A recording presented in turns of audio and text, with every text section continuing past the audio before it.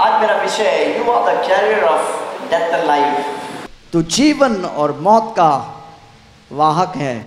Okay, दूसरा कोरिन्थियों 4:10, हम यीशु के मृत्यु को अपनी देह में हर समय लिए फिरते हैं कि यीशु के जीवन भी हमारी देह में क्या होवे, प्रकट हो। हमें जीवन प्रकट होने से पहले आपको क्या करना चाहिए? शरीर में क्या लेके चलना है? मृत्यु को, यीशु के मृत्यु। यानी आप पाप के लिए क्या हो गया? मर गया। यानी आप पाप के लिए मर गया, वे विचार आप करने जा रहा है, लेकिन आपको अपने शरीर में यीशु के मृत्यु को लेके चलना है ताकि उसके जीवन तेरे जीवन में, तेरे शरीर में प्रकट होवे। कितने लोग सुन रहे मेरे बात? जोर से बोलो, मैं सुन रहा हूं। यीशु के मृत्यु, आपको गुस्सा आ रहा और आप बोल रहा, आपके अंदर से आवाज आ रहा, जाके 2 तमाचा लगा दो। आप बोल रहे नहीं, मैं यीशु के मृत्यु को अपने शरीर में लेके चलते हैं। मेरा शरीर मारपीट के लिए मर गया। अब झूठ बोलने के लिए एकदम उत्साहित हो रहे हैं। बोले एक झूठ बोलेगा बहुत फायदा है, आप बोल रहे हैं, लेकिन आप अपने आप को बोलना है यीशु के मेरे शरीर में यीशु के मृत्यु को मैं लेके चल रहा हूं। क्यों? इसलिए मैं झूठ नहीं बोल सकता। झूठ के लिए मेरे मुंह जो है मर गया। बाइबल बोल रहा है यीशु के मृत्यु को हम अपने शरीर में ले चलते हैं ताकि उसके जीवन मेरे जीवन में, मेरे शरीर में, मेरे शरीर के द्वारा प्रकट होवे। हम यीशु के जीवन को चाहते हैं, लेकिन यीशु के मृत्यु को अपने शरीर में लेके नहीं चलते हैं। वो लिया फिरते हैं, जो शब्द है बहुत ही अद्भुत शब्द है। It's called Pheri. Pheri means in regard to, ferro means संबंधित। यानी उस शब्द का अर्थ है लिया फिरते हैं, यानी जितना हद तक यीशु के मौत तेरे शरीर में प्रकट है, तेरे शरीर में तू लेके फिर रहा है, उतने हद तक यीशु का जीवन तेरे शरीर में प्रकट होगा। अगर आपका शरीर में आप 25% यीशु के मौत को लेके फिर रहा है, 25% जीवन तेरे शरीर में प्रकट होने लगेगा। 50% यीशु के मौत को तू अपने शरीर में लेके फिरने वाला व्यक्ति है, तो 50% यीशु का जीवन तेरे शरीर में प्रकट होगा। अगर 100% यीशु के मौत को तू शरीर में लेके फिरता है, तो 100% यीशु का जीवन तेरे अंदर से बहने लगेगा। यानी यीशु जैसा जीवन तू इस संसार में जीने लगेगा। दूसरा कोरिन्थियों 4:11, वहां पर क्या लिखा है? क्योंकि हम जीते जी सर्वदा बोलो सर्वदा यीशु का, हम जीते जी यीशु के कारण मृत्यु के हाथ में सौंपे जाते हैं। आमीन।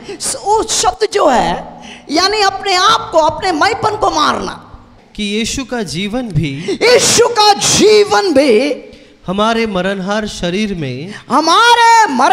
शरीर में प्रकट हो। वाह! सभी के बाइबल में सौंपे जाते हैं वो शब्द है, उसके बाजू में लिख देना पैराडिडोमी, यानी alongside to give। Para means alongside, didomi means give, यानी साथ में देना। जब आपका जी कर रहा है ये चीज को करो जो पाप है, अब बोल रहा नहीं, मैं मृत्यु को अपने हाथ में दे देता हूं, मैं वो चीज के लिए अपने शरीर में मृत्यु को अपना लेता हूं। साथ में देना, जब वहां पर आप साथ में मृत्यु के लिए अपने आप को सौंप दिया, तो यीशु का जीवन वही परिस्थिति में आके तुझे जिता रहा है, तुझे आशीष दे रहा है। पत्नी को 2-4 बोलेगा, आज पत्नी को 2-4 सुनाता है, उसी समय बोल रहा नहीं, मैं पत्नी को सुनाएगा नहीं, उस सुनाने के लिए मैं मर गया, मैं मौत को अपने आप को हवाला कर देता हूं। हालेलुया! आप क्या कर रहे हैं? उसी जगह पे जीवन को पा रहे हैं। यानी बाइबल जैसा बोल रहा है वैसा आप कर रहे हैं। बाइबल बोल रहा है अधिकार के नीचे रहो, यानी नीचे रहेंगे आप। जब आप बोला नहीं यार ये बहुत हो गया, ये नहीं है, ये नहीं चाहिए, मैं नहीं रहूंगा, आपके मैंपन जैसे बाहर आ रहा है, वो मैंपन जैसे आप मार रहा है, वो मैंपन जैसे आप कुचल रहा है, वो मैंपन के ऊपर आप घोषणा कर रहे हैं कि मेरे मैंपन मर रहा है, मृत्यु के लिए मैं अपने मैंपन को सौंप देता हूं, वहां पर यीशु का जीवन तेरे ऊपर आकर तुझे आशीष देने लगेगा। बोलो, मैं अपने आप को अपने मैंपन के लिए यीशु के मौत को अपना लेता हूं। हालेलुया। यहाँ पर क्या लिखा है? क्योंकि हम जीते ही सर्वदा यीशु के कारण मृत्यु के हाथ में सौंपे जाते हैं, मृत्यु के हाथ में सौंपे जाते हैं कि यीशु का जीवन भी, यीशु का जीवन, my goodness, the life of Jesus, कहां पर प्रकट हुए? हमारे मरणहार शरीर में। जो मरणहार जो शब्द है, इट्स देखो, शरीर के लिए दो शब्द है। एक है soma, soma means your physical body, लेकिन this word is not using soma, it's using sarx. Sark वो जगह है जहां पर आपके शरीर और मन, यानी दोनों वो जगह जुड़ा हुआ है। इट्स द एटीट्यूड, वो आपका मनोवृद्धि, किसी को बोलो मनोवृद्धि। तेरे एटीट्यूड कैसा होना चाहिए कि मेरा मैंपन मर जाए। मरा हुआ व्यक्ति को लात मारो, दारू पिलाओ, छोकरी लेके आओ, उठा के खड़ा करो, फिर गिर जाएगा, मरा हुआ यार। तेरे मनोवृत्ति ऐसा होना चाहिए कि यीशु के मौत को तो लेके घूमने वाला पार्टी है। Your attitude is like that. जब तेरा एटीट्यूड, तेरा मनोवृत्ति ऐसा होगा, बोल रहा है कि यीशु का जीवन तेरे शरीर में आ जाएगा। ओके, आगे लेट्स गो फॉरवर्ड। इस प्रकार मृत्यु तो हम पर प्रभाव डालती है और जीवन तुम पर। वाह, बोलो, जीवन मुझ पर प्रभाव डाल रहा है, जीवन मुझ पे प्रभाव डाल रहा है। The life of God is working in me. Life, Zoe, प्रभाव यानी एर्गॉन, यानी the life of God is working in me. प्रभु का जीवन मेरे अंदर, मेरे ऊपर प्रभाव डाल रहा है। ओके, दूसरा कोरिन्थियों 4:13। इसलिए कि हम में वही विश्वास की आत्मा है। इसलिए कि हम में वही विश्वास की आत्मा है जिसके विषय में लिखा है, जिसके विषय में लिखा है। वाह, मैंने विश्वास किया इसलिए मैं बोला, इसलिए मैंने बोला। अतः हम भी विश्वास करते हैं, इसलिए अतः हम भी क्या करते हैं? विश्वास करते हैं, इसीलिए बोलते हैं, इसलिए बोलते हैं। My goodness, that's amazing. Hallelujah. इसलिए हम में भी वही विश्वास का आत्मा, सभी के बाइबल में आत्मा है, अंडरलाइन कर लो दैट वर्ड आत्मा means pneuma. It can be spirit, it can be heart, it can be mind, it can be Holy Spirit, it can be ghost, it can be wind, it can be breath. Bible बता रहा है इसीलिए कि हम में भी वही विश्वास की आत्मा, यानी आत्मा हो सकता है, हृदय हो सकता है, मन हो सकता है, पवित्र आत्मा हो सकता है, हवा हो सकता है, सांस हो सकता है। यानी आप क्या कर रहे हैं?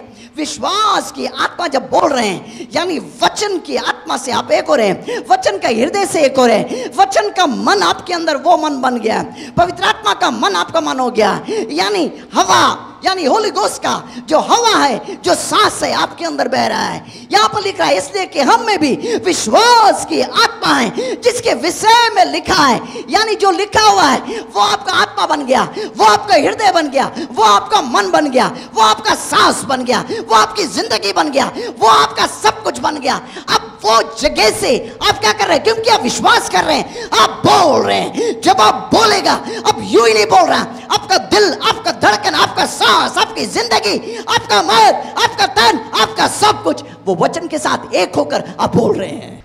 और जब ऐसा बोल रहा है, अब बोल रहा है, मौत आके बाजू में खड़ा बोलता है, मौत तुझे छू नहीं सकता है, कैंसर तुझे छू नहीं सकता है, रोग तेरे सामने आ नहीं सकता है। क्यों? क्योंकि वो विश्वास का वचन जैसा लिखा है, वो लिख के बोला है, वैसे मैं भी बोल रहा हूं। कैसा बोल रहा है? वही आत्मा से बोल रहा है, वही हृदय से बोल रहा है, वही मन से बोल रहा है, वही विचार से बोल रहा है। जो वचन में लिखा है उसका सब कुछ 100% मेरे अंदर आ गया। अब मेरे अंदर से ज्वालामुखी बाहर निकल रहा है। आप एक हो गए वचन के साथ। You become one with the Rhema word, and then you speak. And when you speak, it's not just a simple word; it's a creative word. What you say, it will happen, because your heart, your mind, your soul, your will, your emotion, your very breath is in it. कुछ लोग बोलते हैं लेकिन कुछ लोग बोलते नहीं हैं। जो वो बोल रहा है उसका धड़कन है, उसका मन है, उसका सांस है, उसका जीवन है, उसका सब कुछ है, उस शब्द में वो डाल दिया। उसका शब्द केवल शब्द नहीं है, अब शब्द क्या हो जाएगा, उसमें आकरण, उसमें you it start creating, because वो उसकी दिल की धड़कन वो बोल रहा है। इसलिए वचन यहाँ पर बता रहा है, बड़ा स्पष्टता के साथ बता रहा है, इसलिए कि हम भी वही विश्वास की आत्मा जिसके विषय में लिखा है, मैंने विश्वास किया इसलिए मैंने बोला बोला बोला, तो हम भी विश्वास करते हैं इसलिए हम बोलते हैं। सभी की बाइबल में हम भी है, अंडरलाइन कर लेना। The word is called eco.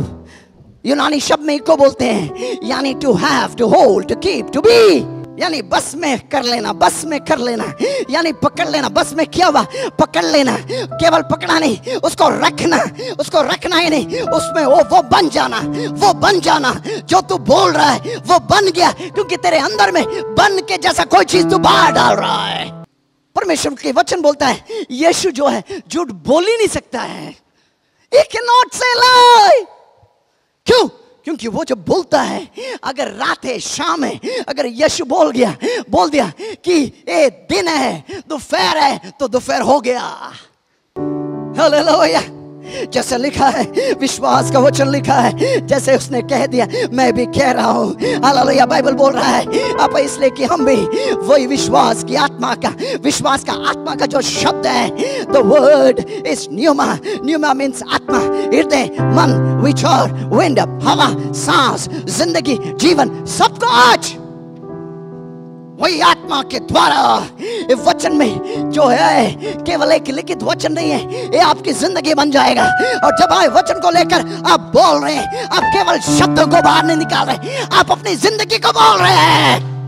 Okay, let's read the last word, 2 कोरिन्थियंस 4:14। क्योंकि हम जानते हैं, क्योंकि हम जानते हैं। किसी को बोलो हम जानते हैं, जोर से बोलो हम जानते हैं। मानते नहीं है, जानते हैं। Cardia from the heart, from the core of your being, you know it, you know that you know that you know that you know। तू जानता है। कहां से तू जानता है? दिल के अंदरूनी भाग से, अंदर की धड़कन से, अंदरूनी भाग से तू जानता है। मन से मानना, दिल से जानना। हम जानते हैं। क्या जानते हैं? क्या जानते हैं? क्या जानते हैं? आगे बढ़ो। कि जिसने प्रभु यीशु को जिलाया, जिसने प्रभु यीशु को जिलाया, आगे, वही हमें भी यीशु में भागी जानकर, यीशु में भागी जानकर जिलाएगा। वाह, यीशु में भागी जानकर जिलाएगा। आगे, और तुम्हारे साथ अपने सामने उपस्थित करेगा। उपस्थित करेगा। वाह, अपने सामने उपस्थित करेगा। पेरिस्टानो, साथ में खड़ा करना, साथ में खड़ा करना, अपने सामने उपस्थित करना मतलब साथ में खड़ा करना। वो जो शब्द जिलाएगा, You know what the word जिलाएगा means? यूनानी शब्द है 11 का 3 अर्थ है। 11 को 3 अर्थ है। 3 अर्थ क्या है? पहला अर्थ है जिलाएगा, जो उसके 3 अर्थ है। 11 को 3 अर्थ है। एक है जाग उठना, मौत से जी उठना। तीसरा है उठना, जिलाएगा। जाग उठना जिलाएगा। जब यीशु के अंदर रखा था 3 दिन तक, उसका कब्र कैसा था? उसका शरीर कैसा था? घायल, खून से भरा हुआ, खून से लथपथ, घाव से भरा हुआ। अचानक क्या हुआ? तीसरे दिन में क्या हुआ? आत्मा उसके अंदर जाकर क्या किया? उस शरीर जो घाव से भरा हुआ, सिर से लेके पांव तक जो घाव से भरा हुआ, खून से लथपथ, वो शरीर में जब आत्मा गया, आत्मा का जीवन गया, वही जीवन तेरे ऊपर प्रकट होने वाला है। वही आत्मा का जीवन जब गया, क्या हुआ? अचानक वो शरीर फुटबॉल की तरह कब्र से हिलाकर कब्र का बाहर आ गया और वो खड़ा था। यहां पर वही चीज को बोल रहा है। लिसन में केयरफुली, एक पल में कितना घाव था पता नहीं, कितना छेदा हुआ शरीर कितना था पता नहीं। हम एक चीज जानते हैं, वो पूरा लथपथ था, खून से लथपथ, खून से लथपथ, खून से लथपथ। हर जगह खून, खून, खून, खून, सिर में खून, कान में खून, यहाँ खून, वहां खून, शरीर के आगे खून, पीछे खून, हर जगह खून, खून, खून, दिन तक खून में लपटा हुआ शरीर जब पवित्र आत्मा गया, पवित्र आत्मा क्या किया, उसके अंदर अपनी जीवन को डाला। वो जीवन जब उसके अंदर गया, क्या हुआ? अचानक जीवन के द्वारा वो शरीर जो चलने किया हुआ था चंगा हो गया। एक पल में गांव सारा ठीक हो गया, चंगा हो गया, महिमा का शरीर में मिला। वही चीज वहां पर बता रहा है। क्या बता रहा है? क्योंकि हम जानते हैं, आगे पढ़ो, कि जिसने प्रभु यीशु को जिलाया, यानी पवित्र आत्मा जिसने प्रभु यीशु को क्या किया? जिलाया। एगारियो एगारियो एगारियो, जिलाया एगारियो, यानी जाग उठाना। एगारियो शब्द का अर्थ है जाग उठाना, यानी दूसरा अर्थ है मौत से जी उठना, तीसरा अर्थ है उठना। एगारियो मतलब जगाना, दूसरा एगारियो मतलब मौत से जी उठना, तीसरा है कुछ समझदारी, कुछ ज्ञान मिलकर तो उठना। ज्ञान मिला, आज आपको ज्ञान मिला है कि यीशु के अंदर वो शरीर में जो मौत था, जो खून था, जो लथपथ था, जो गांव से लथपथ था, अचानक जब जीवन गया, क्या हुआ? वो शरीर सिर से लेके पांव तक चंगा हो गया। वही शरीर का जो उसके अंदर जो जीवन गया, वही जीवन तेरे ऊपर कार्य कर रहा है, तेरे ऊपर प्रभाव डाल रहा है। क्योंकि हम जानते हैं, क्योंकि हम जानते हैं आगे, जिसने प्रभु यीशु को जिलाया, जिसने प्रभु यानी पवित्र आत्मा का जीवन जिसने प्रभु यीशु को जिलाया, वही हमें भी, वो भी क्या है? हमें भी यीशु में भागी जानकर, उसके जी उठने का भागी जानकर। कैसे उठा? वो कब्र में रखा था, पूरा घाव लथपथ शरीर जब कब्र के अंदर था, लथपथ जलाया गया। कैसा था? एक भी गांव नहीं था। जीवन कार्य किया। वो जीवन क्या किया? हर गांव को सुखा दिया, एक पल में निकाल दिया, नया शरीर दिया, आत्मा का शरीर दिया। जिसने प्रभु यीशु को जिलाया, वही हमें भी, वही आगे, हमें भी यीशु में भागी जानकर जिलाएगा। वाह! शब्द जो है एगारियो यानी जाग उठना, दूसरा है मौत से जी उठना, तीसरा है कुछ जानकर प्रभु के वचन के ज्ञान को जानकर उठना। जब तो उठेगा, जो तुझे काट रहा है, तो तुझे रोक रहा है, तो तेरे शरीर में रोक दे रहा है, वो नीचे गिरेगा।